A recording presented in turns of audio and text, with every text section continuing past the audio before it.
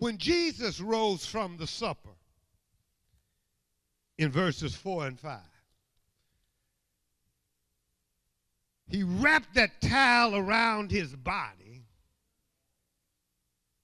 and he washed the feet of his disciples. And when he was doing that, y'all, he was actually performing an act of selfless service for his men to see. What Jesus did, in as much as it was a lesson for the disciples, y'all, it teaches us a lot about becoming sold out. Am I making sense? Well, look, he's washing feet. And the washing of the feet, Jesus is doing slave work. Are you hearing me? Even Jewish servants could not be forced to wash their master's feet. Huh? It was a task, y'all, that was reserved for the lowest Gentile slaves. You know, sometimes a child will wash a parent's foot, or a good wife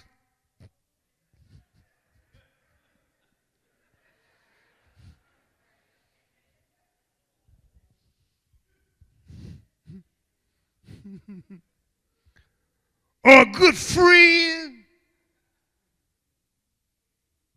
But when they do it, they display extreme affection. And so, y'all, Jesus took the place of a slave before his disciples. He was willingly humbling himself to meet an end in the lives of his men. He washed the feet of the disciples.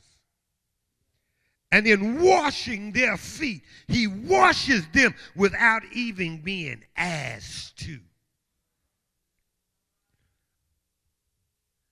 In fact, they were probably shocked when Jesus began to wash their feet.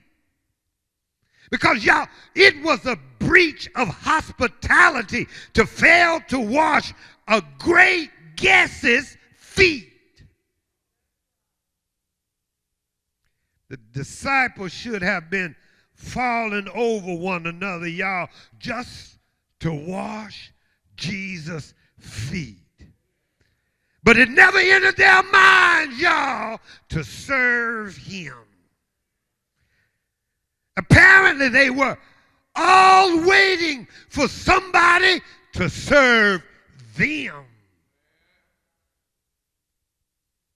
Jesus serves with no expectation of getting a reward. He serves even no one even said thank you.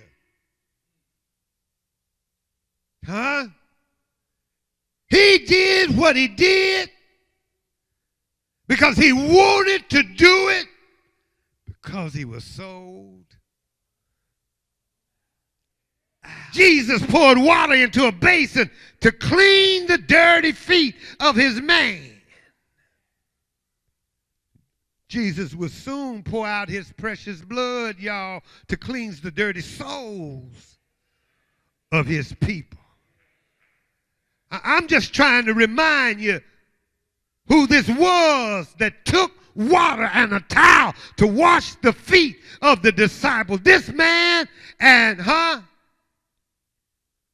was God in human flesh. This was and is the Lord of glory, the creator of all things. This is God in human flesh, the deliverer of lost sinners, the King of kings, the Lord of lords, y'all. And if the Lord Jesus Christ would condescend to serve his disciples, we don't have any excuse for not serving.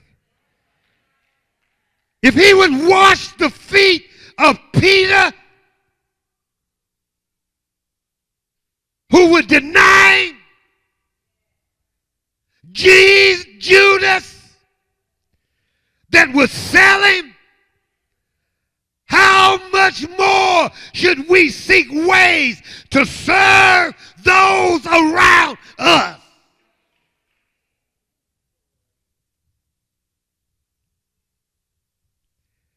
The fact is,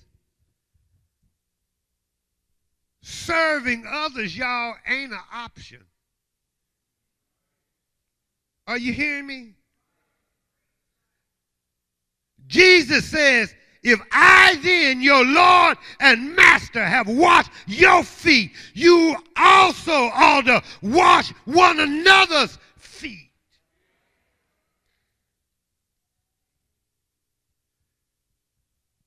And what he's really saying is, he attempts to present the idea that if he can do what he did, we ought to extend ourselves in doing goodwill to others.